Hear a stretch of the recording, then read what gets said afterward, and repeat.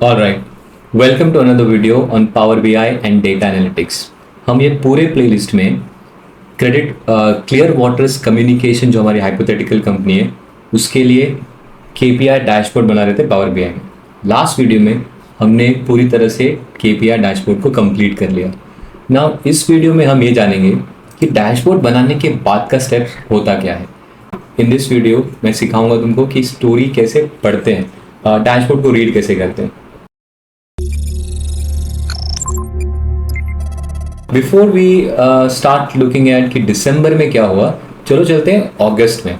और अगस्त में इसके लिए क्योंकि जब हम पहला प्रोजेक्ट बना रहे थे, जब पहला प्लेलिस्ट में जो हम KPI डैशबोर्ड बना रहे थे एक्सेल में, तो हमने अगस्त का डेटा एनालाइज किया था और वहाँ पे हमने क्या कहानी बताया था, चलो उसके बारे में थोड़ा एक रिवाइज कर लेते हैं। So let's click on month filter and let's select August. देखते हैं अगस्त में क्या था, क्या चल रहा था। तो जब अगर आप अगस्त में देखोगे तो यहाँ पे जो सबसे बड़ा पॉइंट निकल के आएगा वो है परसेंटेज विड्रॉन। 30.8% हमारी जो एप्लीकेशंस है वो हमने विड्रॉ किए हैं, करेक्ट। और अगर हमको याद होगा पहले प्रोजेक्ट में जब हम एग्जीक्यूटिव समरी बना रहे थे और हम जब CO के लिए जब स्लाइड्स बना रहे थे तो हमने वहाँ पे ये विड्रॉ का प्रॉब्लम काफ़ी क्लियर लिखा था और उसमें ये भी बताया था कि हमारे जो 3 प्रॉब्लम्स है, क्लियर वाटर कम्युनिकेशन जो 3 प्रॉब्लम फेस कर रही है, नेमली पहला प्रॉब्लम क्या था कि नए कस्टमर्स नहीं बन रहे, सेकंड प्रॉब्लम क्या था कि एग्जिस्टिंग कस्टमर्स भी जा रहे हैं, और तीसरा प्रॉब्लम था कि हम ज़्यादा एप्लीकेशंस नहीं हैंडल कर पा रहे। तो पहले प्रॉब्लम और ये पहले प्रॉब्लम का डायरेक्ट इश्यू था, डायरेक्ट रीज़न था हाई विड्रॉ परसेंटेज, और this is what we discussed in August. और अगस्त के एनालिसिस के टाइम पे हमने ये डिस्कस किया था कि विड्रॉ एप्लीकेशंस को अगर हम कंट्रोल करते हैं तो ऑटोमेटिकली हमारा अप्रूवल परसेंट इम्प्रूव होगा। और हमने एग्जीक्यूटिव समरी में ये भी बताया था कि विड्रॉ रीजंस को हम कम कैसे कर सकते हैं। Now if I go to credit analytics team, और ये सब एनालिसिस हमने KPI डैशबोर्ड बना के किया था पहले प्रोजेक्ट में एक्सेल में।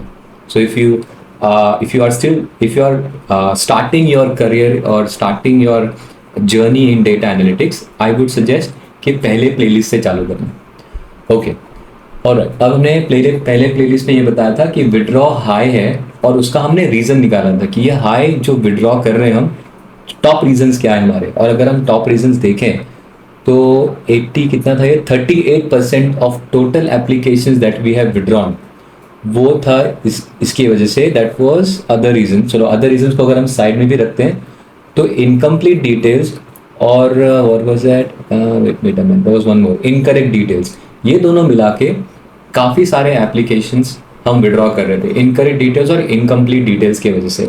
और हमने एग्जीक्यूटिव समरी में ये सजेस्ट किया था कि हम आइडेंटिफाई करेंगे कि हमारे कितने ऐसे स्टोर्स है जो सबसे ज़्यादा विड्रॉ हो रहा है जिस स्टोर में, उन स्टोर को पकड़ेंगे और उन स्टोर को हम ट्रेनिंग देंगे कि एप्लीकेशंस कैसे ठीक से लिया जाता है, ताकि इनकरेक्ट एप्लीकेशन और इनकम्प्लीट एप्लीकेशंस के वजह से हम एप्लीकेशंस को विड्रॉ ना करें।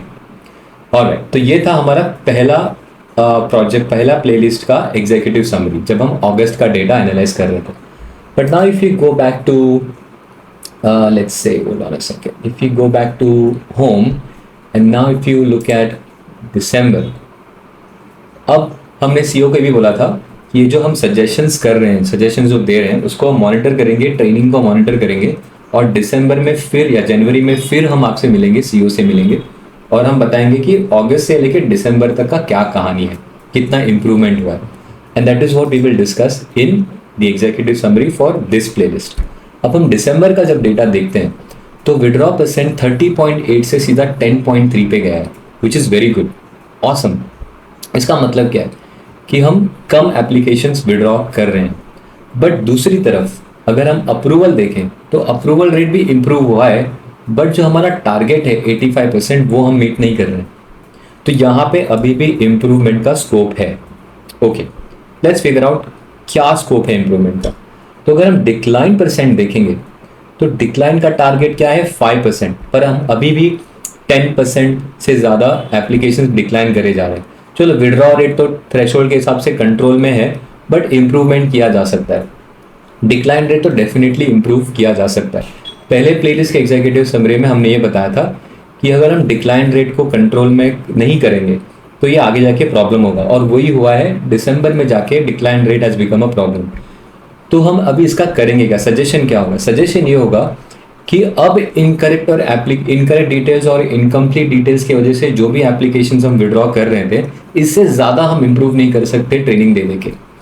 तो एक तरीका ये हो सकता है कि हम जो एप्लीकेशंस रिव्यू कर रहे हैं, एप्लीकेशन डिक्लाइन, विड्रॉ या अप्रूव कर रहे हैं, वो ऑटोमेटिकली हो।